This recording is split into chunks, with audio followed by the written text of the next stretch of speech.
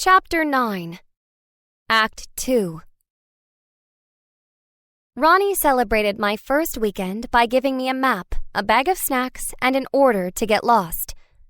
"Unsupervised, newbie-directed free time," she explained. "According to the top hosting blogs, it's the only way to make you independent and self-confident. Since you aren't required to be anywhere today, I figured it was the perfect opportunity to let you run wild." Ronnie and I were sitting on a bench in the southeast corner of Seneca Park. It was a beautiful late summer day.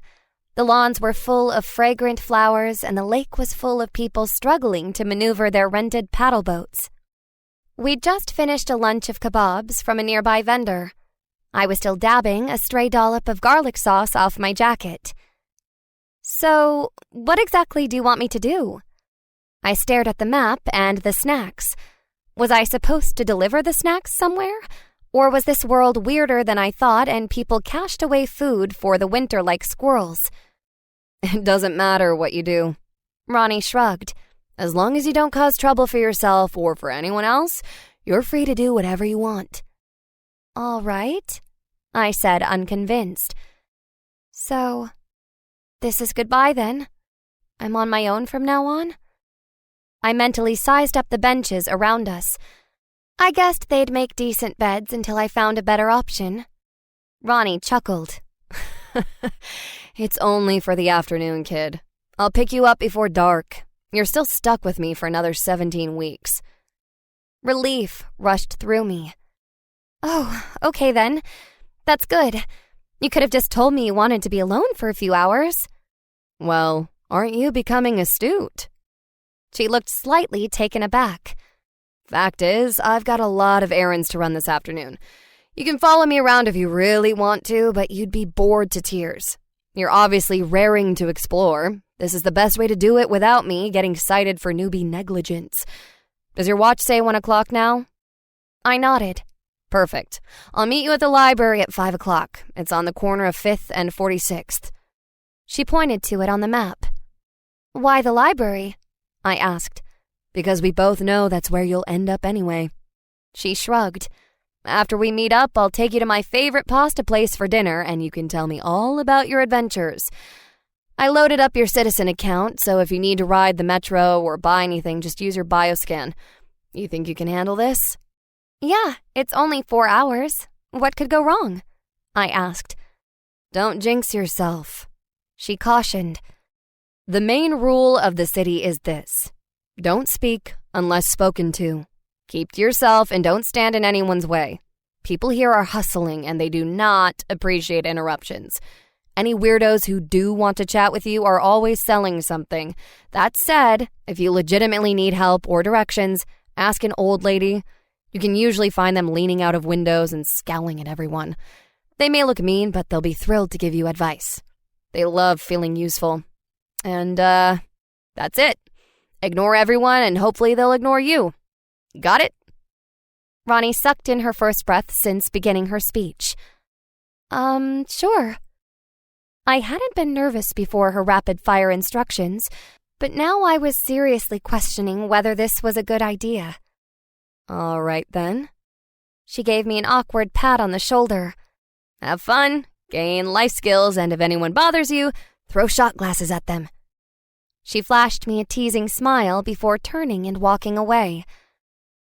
I watched her disappear down the cobblestone path before opening my map. The city was situated on a narrow island, about 13 miles long and 2 miles wide. Seneca Park was smack dab in the middle. The library was only a mile southeast of my current location. It would take less than 30 minutes to walk there. So, what should I do with my other 3.5 hours? I was tempted to go to a stylish boutique and buy a pair of leopard print rhinestone stilettos just to shatter Ronnie's expectations about me, but then she'd make me wear them. Plus, it would probably take all 3 hours just to find a pair of heels in my size. My large feet had been a great source of consternation in Ronnie's quest to have a well-dressed newbie. As I scanned the map for potential adventures, my eyes were drawn to the southeastern tip of the city. There, printed in tiny letters, were the words, "East Wharf." A warm feeling of recognition filled my chest. Drew had mentioned that Panosyn's boat sailed from East Wharf. I wondered if it was possible to see the boats. I couldn't explain why, but I had a deep, compelling curiosity about Panosyn and his boats. How did a dead man's book convince people to venture into the unknown? I checked the map again. A metro line could take me from the park to the wharf in under 20 minutes. I gathered up my snacks and headed off. 40 minutes later, I was standing at the entrance to the wharf. The metro ride hadn't gone smoothly. First, I had gotten on the wrong platform. Who knew northbound and southbound trains used different stations? And then, once I finally found my way to the right place, a crackly voice came over the intercom to announce that the tracks were on fire. But apparently, that wasn't as bad as it sounded, because within 5 minutes, I was crammed inside a metro car with 120 other grumpy commuters. I'd spent most of the ride pressed against a burly man in a stained wife-beater. After 10 minutes, with his hairy armpit inches from my face, I understood why Ronnie hated her stint as a deodorant sniffer. But now I was finally on the wharf. I felt a great sense of accomplishment for conquering the public transportation system. I took in a deep, satisfied breath. The fresh, salty air was only slightly tarnished by the odor of old fish and damp, tarry wood. Before me stretched a long concrete promenade, with dozens of docks branching off into the brownish-green water. After the claustrophobic crowds of the metro, the wharf felt eerily empty. Only a handful of people meandered along the promenade. It was quiet enough to hear the gentle lap of the waves and the low creak of the mooring lines. But what the wharf lacked in people, it made up for in boats. Hundreds of boats nestled tightly together along the docks. Big boats, small boats, colorful boats, barnacle-encrusted boats. A boat with "The Codfather" painted proudly across its stern. But which boats were Panosyn's, and how would I recognize them? I wandered down the promenade. The first few docks were made of sun-bleached wood and lined with old pod tires. Both the tires and the support posts were covered in slimy green algae and looked like they'd seen better days. The boats moored to those docks were all humble-looking rowboats and small, single-masted sailboats. None of the boats had big "Property of Panosyn" signs on them, and none of them looked capable of handling more than a short cruise around the harbor. I moved on. The next few docks were made of shiny metallic mesh that gleamed in the afternoon sun. These docks were flanked by large, fancy-looking yachts. Some looked bigger than Ronnie's apartment. If these were Panosyn's boats, I saw the appeal. Sure, you might be heading off into the dangerous unknown, but at least you'd be going in style. I wanted to get a closer look at the yachts, but large metal gates blocked the entrances to the elegant docks. I tried the handle of the first gate. "Yarg!" boomed a loud, disembodied male voice. "This here be a private dock. Trespassing landlubbers will be sliced into shark bait." The few people sauntering along the promenade turned to stare at me as the intruder alarm repeated its piratical warning. Embarrassed, I pulled the hood of my jacket low over my face and slunk away. Once I was out of earshot, I pulled down my hood and sighed. This was going well. "You say something?" I looked around at the unexpected voice. At the entrance to one of the shabbier docks slouched a weathered man on an upturned apple crate. He wore light brown coveralls with "Dockhand" stitched above his left breast. A cloud of wispy white hair framed his gaunt, leathery face. I glanced at him quizzically. He pointed his lips in my direction. "Yeah, you with the face. You say something?" "No." I shook my head, confused.